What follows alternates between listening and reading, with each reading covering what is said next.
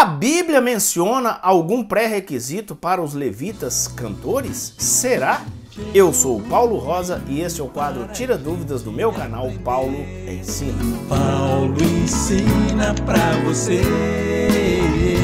Muito bem, pessoal do YouTube, sejam todos muito bem-vindos a mais um vídeo deste canal Paulo Ensina, o quadro Tira Dúvidas. E no vídeo de hoje, sim, eu vou responder para você se havia algum pré-requisito estabelecido na Bíblia para a atuação dos levitas cantores, músicos. Eu quero aqui mencionar que estou acatando uma sugestão do meu querido amigo, irmão, maestro Azael, né? Há poucos dias eu gravei um vídeo sobre os levitas, quem eram os levitas, e ele deixou essa sugestão para mim, então atendendo a sua sugestão, estou aqui falando para você e já respondendo que existe sim menções de alguns pré-requisitos para que os levitas atuassem como cantores, músicos ali na casa de Deus, ok? Mas antes de falar quais eram esses requisitos, eu gostaria de dizer que a tradição musical na Bíblia, ela tem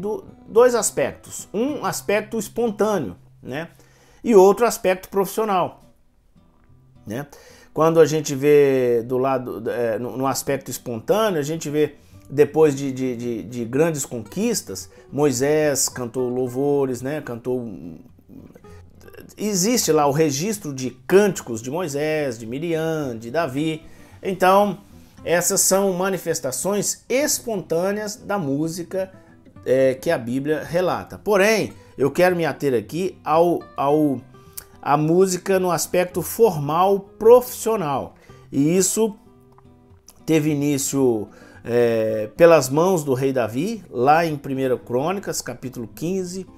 A gente vê que Davi, quando ele reforma o culto, ele estabelece dentre os levitas alguns para atuarem como cantores, como músicos, né? O próprio Davi era um exímio musicista e compositor. Ele compôs mais de 70 salmos e realmente é uma referência musical na Bíblia Sagrada, tá certo?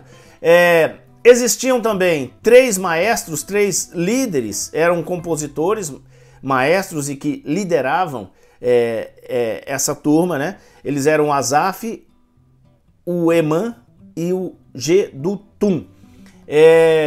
Existia atuação tanto de homens quanto de mulheres, existia a música vocal e a música instrumental, tá certo? Tudo isso está registrado no livro de 1 Crônicas, a partir do capítulo 15. E da música instrumental, a gente tinha instrumentos de sopro, instrumentos de percussão e instrumentos de corda. Todas essas situações que eu estou colocando para você aqui está muito bem registrada na palavra de Deus. Bem, mas quais eram os requisitos para que alguém pudesse atuar, né, como cantor e músico no templo de Deus? Primeiro requisito, ele deveria ser escolhido. O que está em 1 Crônicas, capítulo 16, versículo 41, é o seguinte: e com eles deixou a Emã e a Gedutum e aos mais escolhidos, que foram apontados pelos seus nomes. Então, o que a gente vê nesse primeiro requisito é que não basta ter o desejo de cantar, não basta ter o desejo de ser instrumentista na igreja. Precisa, antes de tudo, de ser escolhido, ou seja, cabe aí aos líderes de louvor identificar aqueles que têm habilidade natural para exercer tal ministério. Não é simplesmente, eu quero e entra e tá valendo. Não. A pessoa precisa ser escolhida, e para ser escolhida precisa ter uma seleção, que é a responsabilidade dos líderes, ver quem tem habilidade ou não. Bom, segundo requisito, deveriam ser levitas. 1 Crônicas, capítulo 15, versículo 2, está muito claro aí que o serviço do templo, inclusive o musical, tinha que ser desenvolvido por levitas. Então, o que significa dizer isso nos dias atuais? Que para quem mexe com música na igreja, ele precisa ser dedicado, ele precisa ser espiritual e, sobretudo, ele precisa ser santo, assim como eram os levitas. Santo, tanto no sentido de pureza, quanto no sentido de separado. Então, quem lida com a música na igreja, ele deve mexer só com isso, porque é um trabalho por demais relevante. O terceiro pré-requisito é que deveriam ser instruídos. 1 Crônicas capítulo 15, versículo 22, apresenta ali Kenanias, um líder dos músicos, e esse Kenanias, sabe o que ele fazia? Ele ensinava a arte da música para os levitas, cantores / músicos. Ele era entendido nisso, o versículo fala isso, né?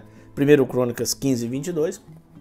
E a tradição diz que o treinamento desses levitas aqui durava 5 anos. Depois de 5 anos é que eles passariam a fazer parte do coro oficial. Então, a instrução não pode ser negligenciada por nenhum dos músicos, né? É o terceiro pré-requisito. O quarto pré-requisito o músico deveria ser responsável. Segundo Crônicas, capítulo 8 e 14, está ali apresentado que cada um tinha a sua responsabilidade. Gente, para ser músico na igreja, cantor, a pessoa tem que ter a sua responsabilidade. Cuidar do seu material, né, do seu instrumento, né, do seu local, cuidar da sua aparência, cuidar do seu treinamento, cuidar da sua voz, da sua saúde. Então, cada um levita, cantor, músico, tinha a sua responsabilidade. Era um quarto pré-requisito.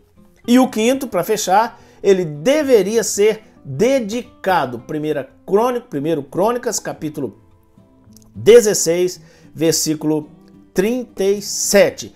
O tempo era o mais importante para todos os levitas, cantores, músicos daquele tempo.